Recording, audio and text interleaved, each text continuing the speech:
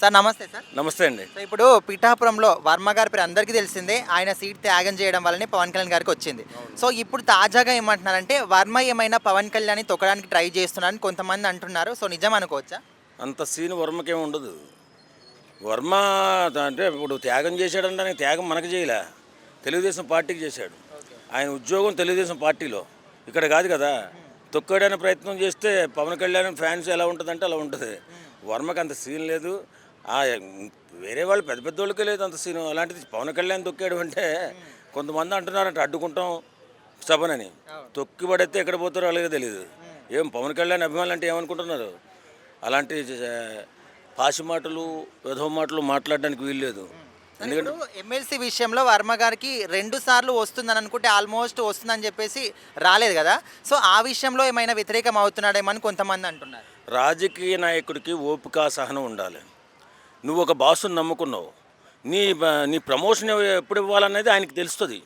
అంతేగాని పక్కోడిపై పడి ఏడిస్తే ఎట్లా? ఇప్పుడు వర్మ ఏమనుకుంటున్నాడు తెలియదు. పక్క నుంచి వర్మ అభిమానులు చాలా ఘోరంగా మాట్లాడుతున్నారు. రే బాబు, మీ నాయకుడికి ఓర్పు సహనం ఉండాలా, మీకు ఉండాలా. అంతేగాని పవన్ కళ్యాణ్ లాంటి నాయకుడిని పట్టుకుని మీ ఇష్టానుసారం అతను తొక్కేస్తాం గిక్కేస్తాం అంటే మామూలుగా ఉండదు. బాజాలు పగిలిపోతాయి. అలాంటి మాటలు మాట్లాడకండి.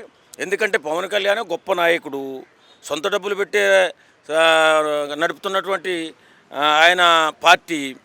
మీరేంద్రా బాబు, మీరేదో ఉద్యోగాల కోసం చూస్తున్నారు. ఆ ఉద్యోగంలో మీరు పోరాటం చేయండి, ఆ ఉద్యోగంలో మీ నాయకుడిని అడుక్కోండి. అంతే తప్ప పిచ్చ మాటలు పిచ్చ నాటకాలు చేస్తే చాలా ఘోరంగా ఉంటుంది. అంత సీనే ఉండదు వర్మకి. సార్ నమస్తే సార్. నమస్తే. ఇప్పుడు పిఠాపురం నియోజకవర్గంలో ఇంతకుముందు వర్మ త్యాగం చేస్తే పవన్ కళ్యాణ్కి సీట్ వచ్చింది కదా. సో ఇప్పుడు వర్మ పవన్ కళ్యాణ్కి తొక్కడానికి ట్రై చేస్తున్నాడని కొంతమంది అంటున్నారు. సో నిజం అనుకోవచ్చా? అంత సీన్ లేదు వర్మకి. పిఠాపురం ప్రజలు కోరుకున్నారు కాబట్టి అక్కడ పవన్ కళ్యాణ్ గారు నిలబడటం జరిగింది, గెలవటం జరిగింది.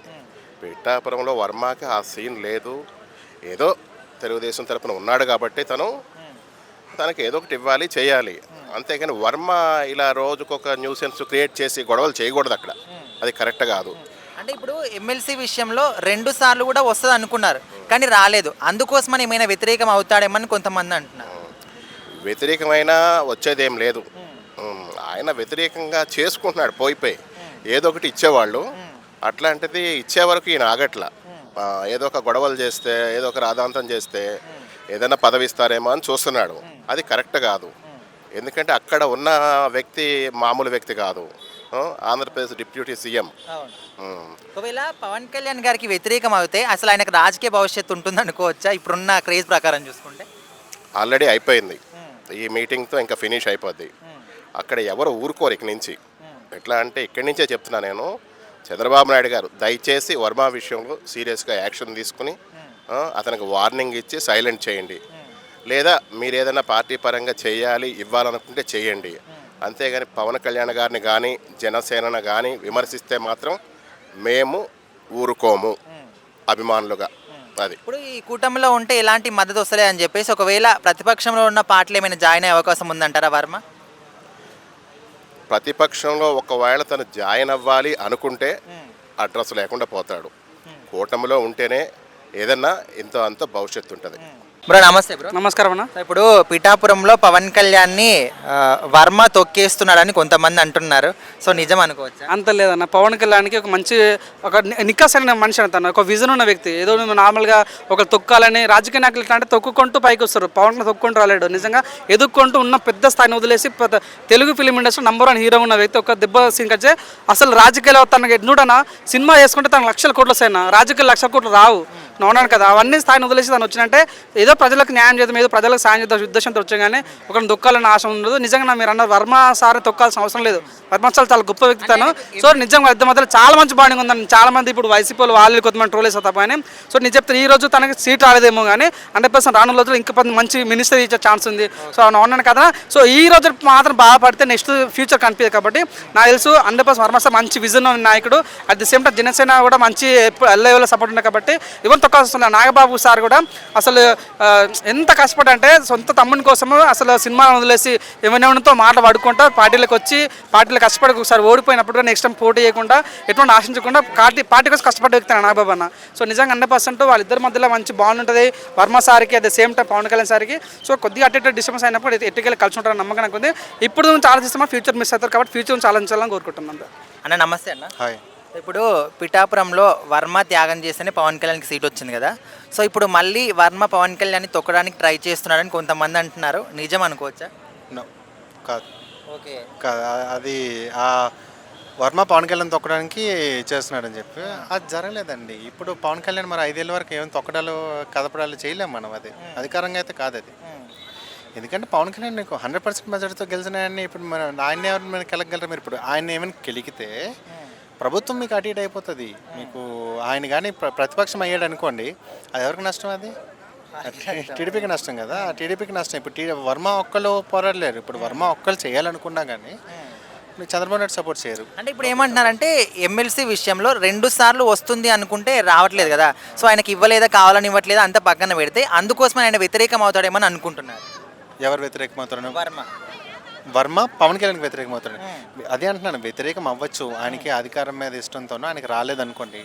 పోనీ అప్పుడు ఏం చెప్పారు? ఇప్పుడు మనకి ఎమ్మెల్యే ఎలక్షన్స్ అప్పుడు నాకు పార్టీ ముఖ్యము పదవి కంటే అని చెప్పి వర్మయ్య చెప్పారు కదా. అందుకోసం నేను త్యాగం చేయడం కానీ నాకు అభ్యంతరం లేదు. నేను త్యాగం చేసి పవన్ కళ్యాణ్కి నేను పూర్తిగా నా మద్దతు ఇస్తాను, నా సపోర్ట్ నేను ప్రచారం చేస్తాను ఆయనతో పాటు కూడా నేను పార్టీ గురించి అని చెప్పారు కదా.